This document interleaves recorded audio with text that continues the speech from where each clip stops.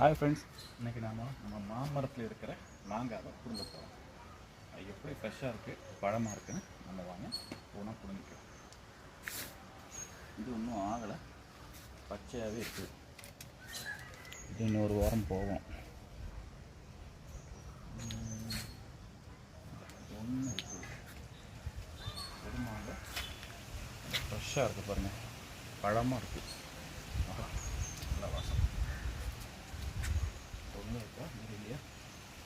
இங்கே வந்து ரெண்டு மாங்காய் இருக்குது. வேறு எங்கேயாச்சும் இருக்கா பாருங்க. கேமரா காட்டுங்க.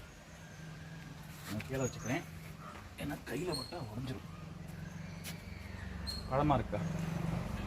இது பாருங்க. இல்லையா, ஒரு வாரம் போகணும். இது கொஞ்சம் குட்டியாக இருக்குது, பிடுங்கிடுவோம். கணிஞ்சிருச்சு, பரவாயில்ல, நல்லா அருமையாக இருக்குது. தெரியுதுங்களா?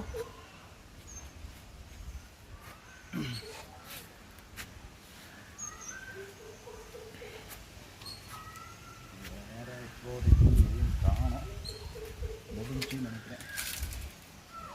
பாரு, பச்சையாக இருக்குல்ல,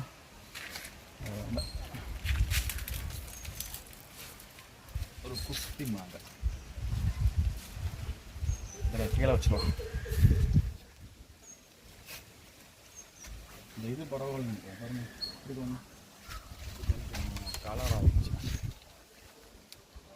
இதில் ஒரு விஷயம் இருக்குங்க, பச்சை மாங்காய் பிடுங்கினீங்கன்னா இதில் பால் வரும். அந்த பால் நம்ம ஸ்கின்னில் பட்டுச்சுன்னா ஒரு சின்ன சின்ன ஒரு புண்ணு மாதிரி, தடுப்பு மாதிரி வரும்.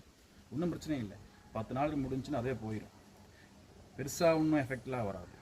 ஆனால் ஸ்கின்னு வந்து டார்க் ஆகிடும், அதுவும் ஆட்டோமேட்டிக்காக சரியாயிடும்.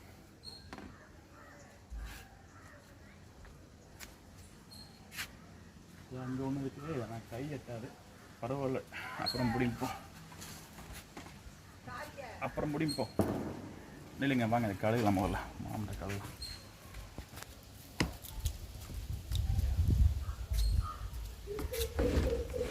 கழுவி சாப்பிடணும்.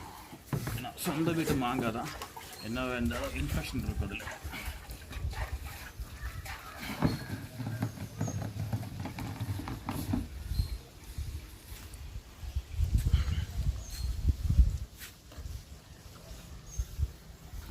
நல்லா இருக்கு.